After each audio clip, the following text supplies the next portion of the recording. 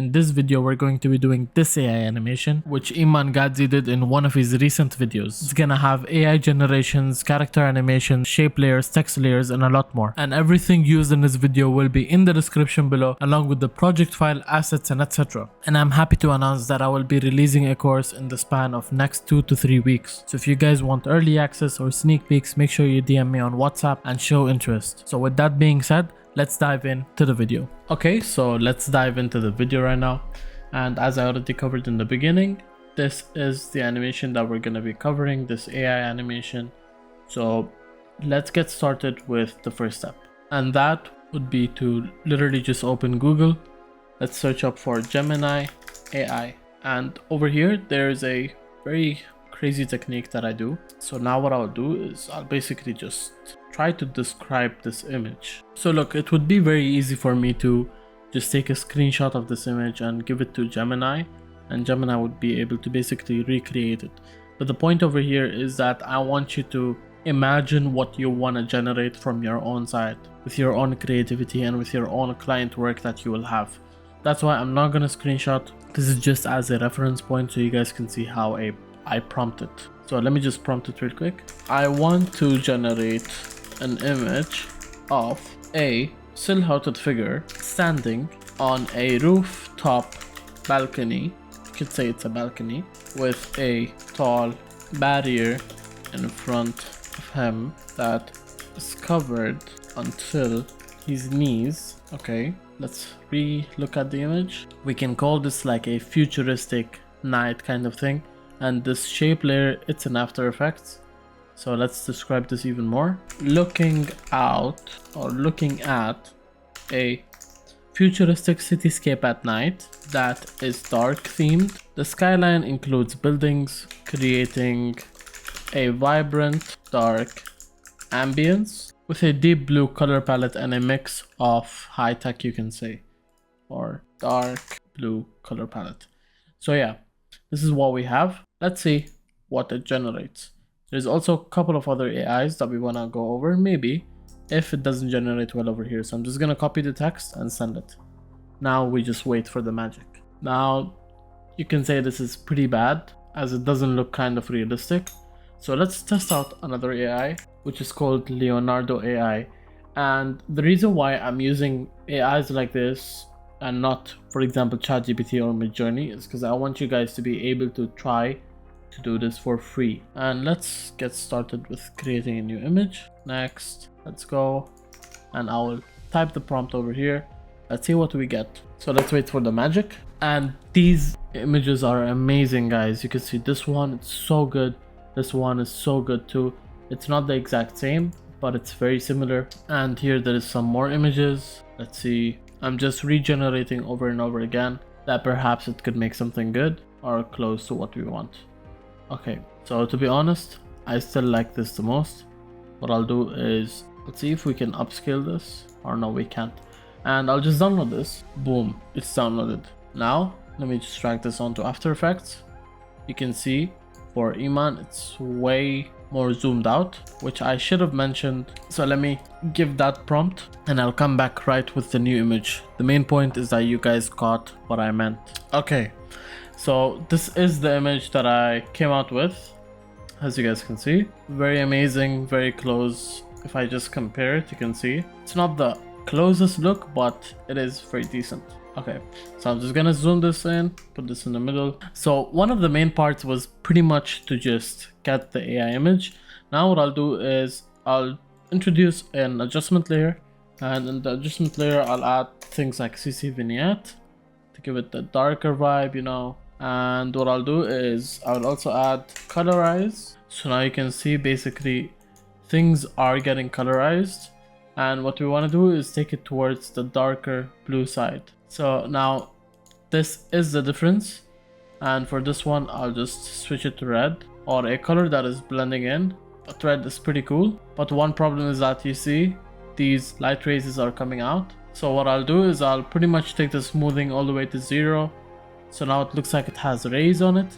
Okay, now you can see the image is already better, and the main part would be to basically separate this silhouette or whatever it's called. So what I'll do is I will take the pen tool and just crop him out real quick. So now I have this piece as well. It's not gonna be very strict cropping. I'm just gonna duplicate this and subtract from behind. Now you can see that is basically like this. And pretty much what we want to do is we want to make this seem as animatable as possible, or that it's not a static image. So what I'll do is I'll first thing recompose this, okay, and just do this, and then I'll go to this puppet tool and I'll do this, and basically what will happen is I'll be able to move this freely, you can see. But one problem is that the background right now, you can see that it's showing another shade of the character, which is a problem. And to fix that, all you have to do is literally just, for example, let's make this one frame. So I'll go here, I'll do Ctrl+Shift+D, cut that, and click on Content Fill Aware, and I'll just increase this, and I'll do Generate a Fill Layer. Now you can see it's basically covered up, and it's not bad at all. I'll bring this down, bring it like this, and now I can move this however I want. So look, if you zoom out, it doesn't even look like it. And if you want, you can always make this better. It's not that hard. So now let's click on the puppet tool again, and I will animate it. So if I click U on my keyboard, there is already keyframes made. So I'll click on this one. I'll go, let's say, to around 1 second. But before that, real quick, actually I forgot a step, is that we're gonna have to take both of these, do Ctrl+Shift+C, and right click on it and do freeze frame. Okay, don't worry about that. Now we get back on this. I will go, let's say, to 1 second. I'll do a little movement, 2 seconds, little movement, 3 seconds, back to this movement, 4 seconds, back to that movement. So now it's gonna be like this. Obviously this is a bit too much of movement now that I see it, so let me just make all of this lesser by just clicking these boxes, making them closer. And what I'll do is I'll pretty much do F9, so it's gonna be way smoother. So now you can see, amazing, this is very smooth. Okay, now we want to introduce the text that Iman did. So I'll just write anything. I'll write edited by or animated by Yo AR7 Iman animation, whatever, you know, it doesn't matter what I wrote. Remove the caps. The font is gonna be the same font, by the way. I'll make this light and I'll make it white, sorry. Animated. Let me just write something a bit better. I'll make this medium, or I'll keep it light, and then I'll go on Yo AR7 on whatever, and I'll make this extra bold, or perhaps bold. Now this looks very clean. I'll make this smaller, somewhere over here. And what we want to do is the animation that he did, the exact same animation, which is actually something very easy. As you guys know, Text Evo, I went over this a lot of times. This is gonna be in the description below. I'll just click over here, and then I'll go on transform, position, do this, take this up, and opacity 0. So now you can see we have this extremely smooth animation. And what I'll do is I'll just increase the delay by a bit, and I'll make this way closer so that it finishes faster. So you can see very slow right now. What I'll do is I'll just lower the delay. Amazing, amazing. And now what we want to do is we want to add a random text animator, or basically it's like random. And basically now with this, there is a character offset animation, and that is very easy. All you're gonna do is click on the text, guys, go to animate and go to character offset. It's so easy. And pretty much what I'll do is I'll make this like, let's say 30, whatever, and we'll have this range selector, which will be directly with the animation that we have below it. It's gonna go like this, you can see. Now what I'll do is from the starting, I'll do this, and just until the ending, you can see over here, this is how it's gonna be. Amazing. The only thing is that the character offset is not animated, so I'm just gonna do from whatever, like 90. So now you can see we have the exact same character animation, guys. It's so easy. So now this is what we have, and there's gonna be like a shape layer, and the shape layer is also so easy to do. So let's have all stroke on like 15, pick this color, and just go over this, do this, boom. I'll do Control R to bring up the scale just so that it's exactly aligned. Click on this, come over here.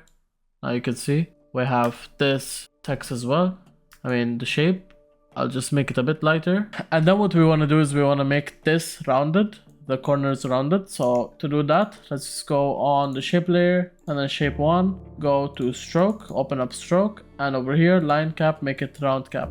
Now you can see it's rounded. Perfect. And let's add the fade on it just like how they did. Then it's very easy. All you can do is literally just go to this, click over here, do this. Okay, and let's take this a bit more far, and now I'll go over here and just increase mask feather by very less, like 15, and just bring this over here and with extra fade. These two also have to be up so they don't interrupt. It should only be the sides that the fade is coming from. So now you can see if I increase the fade, it's gonna be even stronger, and now we have a very good fade. There we go, the exact same fade, guys. And all we gotta do is literally just add deep glow on it, make this required for text and 0.5, boom, exact same. And now we just have the last part, which is animating the financial, location and time freedom animation.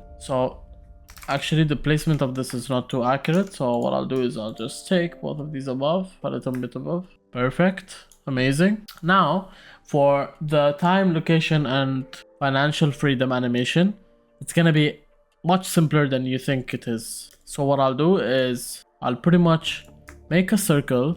Okay, let's turn this both off so it doesn't interrupt. I'm gonna make the circle and I'll select this again, but I'll go to mask this time and I'll do this. So this is how it is right now, and I'll do subtract. And look, amazing, guys. Now obviously if you want, we can also fade this, and now we have the exact same thing.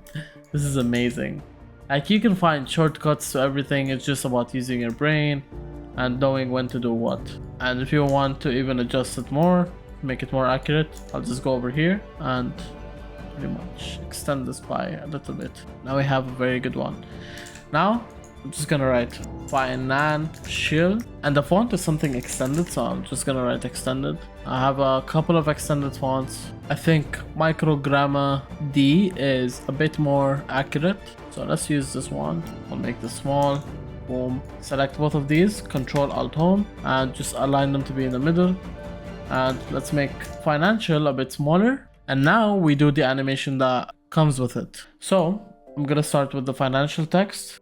Everything's gonna start here, so I'm just gonna drag this over here, and the financial text is gonna come like positioning from here. So let's say 15 frames in front, go back to the first frame and do something very light, and it's gonna be something very sharp graph in the starting, so like this, boom, amazing. And we're gonna copy paste the exact same character offset thingy, copy this, just paste it over here. Okay, it's a bit too slow right now, it's gonna have to finish over here, and it's gonna be also a starting graph fast like this. And with it, I'll just go over here and I'll add property opacity. I'll make the opacity 0. So now they're both synced. Amazing, guys. Wow. And the character offset is gonna be a bit more lighter, so I can just drag this. Boom. Oh my god, this is amazing. Okay, so this is how it looks, and with it we want to animate this. Now to animate this, it's not gonna be anything too hard. What I'll do is I'll just click on this again and I'll introduce another mask. It's gonna be, let's say, this big. And what I'll do is I'll animate this from here to this. So now you can see what I need to do is I'll have to make it start from this frame instead. I just made it intersect. Amazing. And just drag this a little bit more and have the graph fast in the starting. And let's look at it. Amazing, guys. This is so similar to what we want. It's crazy. Now it's a very easy last step is I'm just gonna copy paste this a couple of times. Gonna have this one connected to a null, and after I copy paste, I'm just gonna change the color. Boom, connect it to a null. I'll tell you why. Just place it in the middle and connect both of these to the null. Now we can move this peacefully to wherever we want. it's gonna be this much distance, and I'll copy paste this again and change the color to like whatever, aqua, and like this. So this is the exact same thing. I'll tell you why I made the null, is that we can have one main null that moves all of them. So I'll tell you now, what I'll do is I'll make a null and I'll have it in the middle of all of these, or I can have it here and I'll connect this null and this null to this main one. And the first one, I didn't connect it to a null, which is these two.